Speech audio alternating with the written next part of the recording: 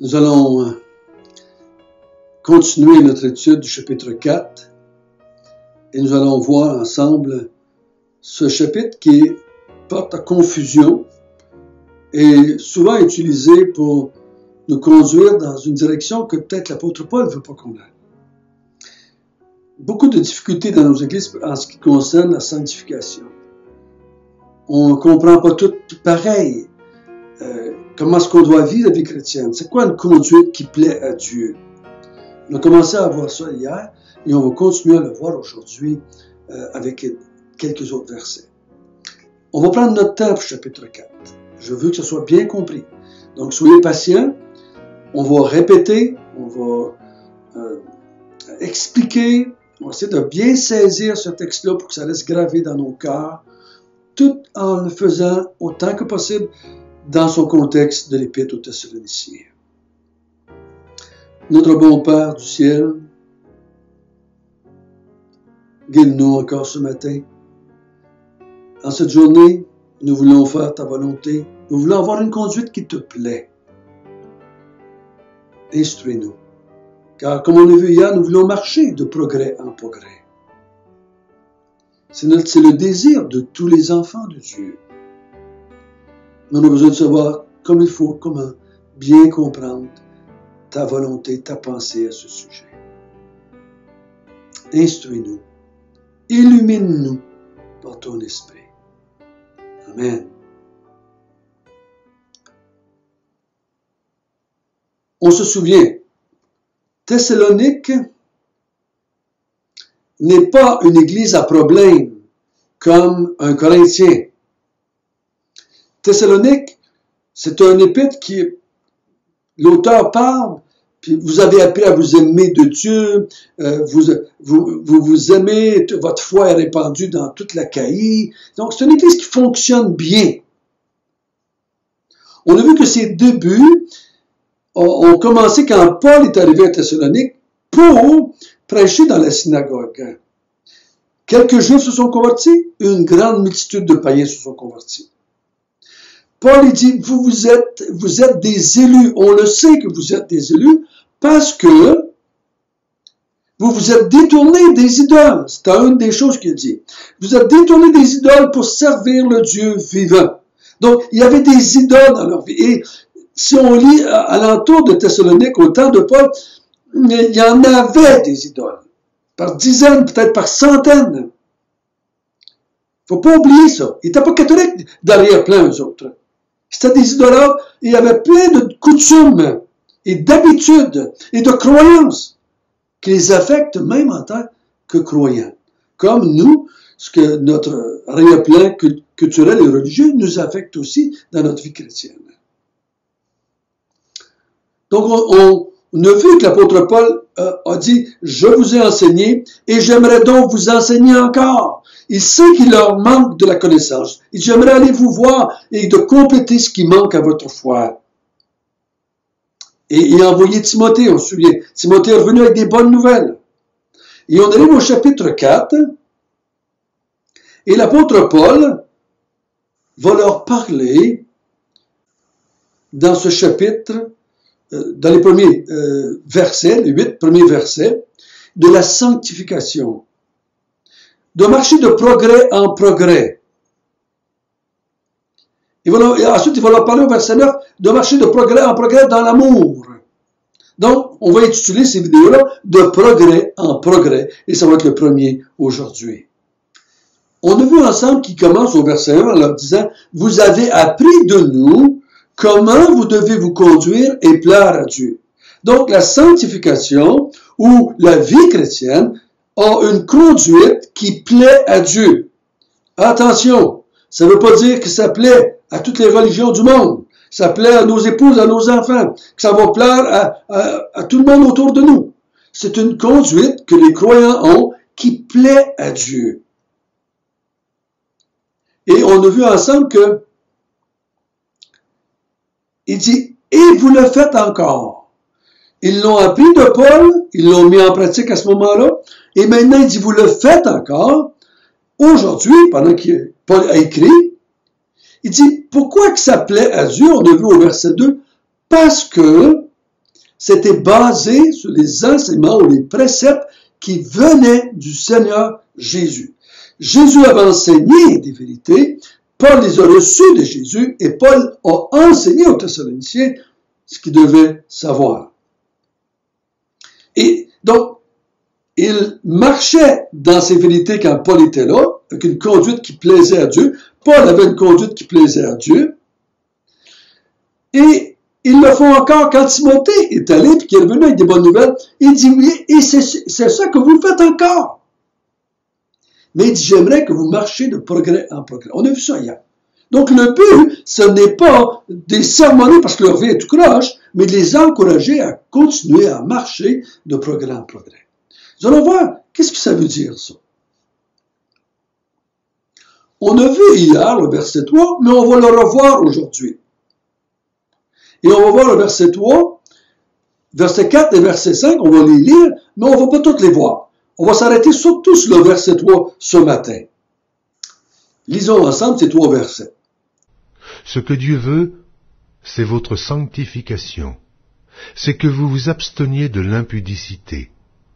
C'est que chacun de vous sache posséder son corps dans la sainteté et l'honnêteté, sans vous livrer à une convoitise passionnée, comme font les païens qui ne connaissent pas Dieu. Dieu veut quelque chose. Dieu veut notre sanctification et qu'on s'abstienne de la débauche. Quand je vous dis sanctification, à quoi vous pensez? Qu'est-ce que vous avez entendu depuis que vous avez commencé votre vie chrétienne? Souvent, on le sépare, ce mot-là, de la justification. Et je crois que c'est une erreur. Qu'est-ce que vous pensez quand je dis, Dieu veut que votre sanctification, vous pensez probablement, comme j'ai pensé longtemps, à améliorer votre vie. Donc on dit progrès en progrès, sanctification, donc on s'améliore. On fait de moins en moins de péchés, on fait de plus en plus le bien, on aime plus notre prochain, on aime plus nos époux, nos épouses, on éduque mieux nos enfants, on lit plus notre Bible, on est plus honnête dans nos travaux avec le gouvernement. On parle qu'on va avoir une meilleure vie, de mieux en mieux jusqu'à temps qu'on meure. Nous allons voir que Paul ne parle pas de cela. Dans notre texte, du moins. Il n'en parlera pas de ça. Dieu veut ma sainteté ou ma sanctification. Pour bien comprendre cela, on va reculer un petit peu, puis on va voir dans l'ensemble de 1 Thessaloniciens et 2 Thessaloniciens, qu'est-ce que Paul dit sur la sanctification, puis il en parle à tout bout de champ.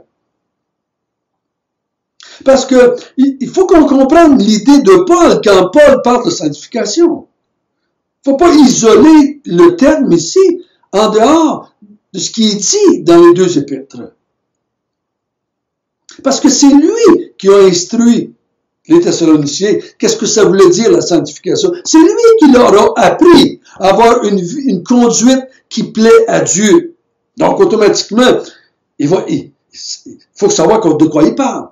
Premièrement, la sanctification, on va le voir demain, un peu plus, au verset 7, qu'est-ce qu'il dit?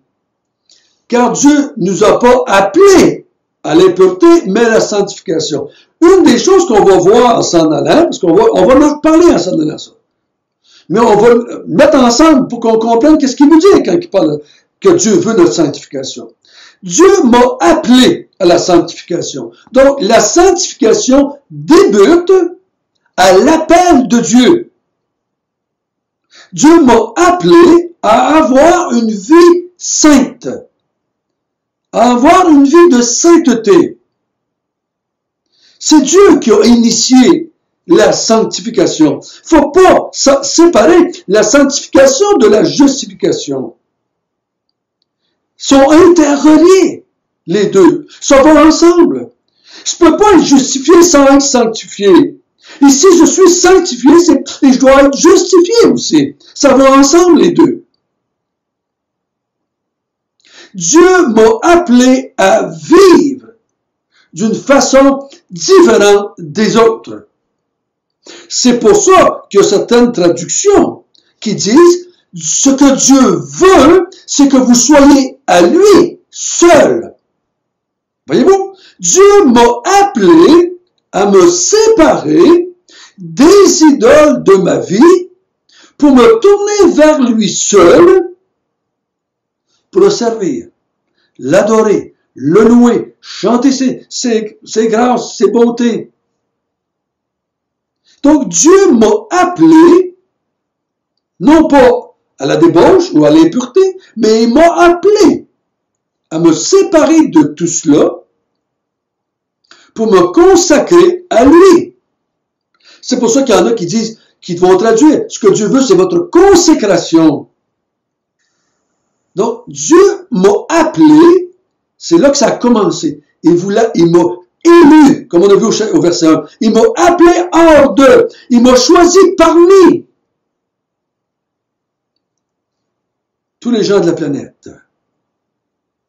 Il m'appelle à lui. Il me sépare des autres. Ensuite, une autre chose qu'on voit dans la sanctification, c'est dans 2 Thessaloniciens 2,13, qui dit que la sanctification a été faite par le Saint-Esprit. Dieu m'a appelé à la sanctification et le Saint-Esprit me sépare des gens. Comment fait-il cela? Il me régénère et il vient habiter en moi. Je deviens son temple. C'est pour ça que l'apôtre Paul va dire ailleurs, vous avez été scellés du Saint-Esprit. Dieu m'a appelé et le Saint-Esprit m'a sanctifié, m'a transformé, m'a régénéré, a appliqué tout cela. Ensuite, Paul va dire dans 1 Thessaloniciens 5, 23 que Dieu va me sanctifier, corps, esprit, âme. C'est lui qui le fait. Dieu m'a appelé à la sanctification. Dieu veut ma sanctification. L'Esprit Saint m'a sanctifié. Et Dieu est à l'œuvre en moi pour me sanctifier. Faut pas oublier ça. Dieu veut ma sanctification, donc Dieu me sanctifie.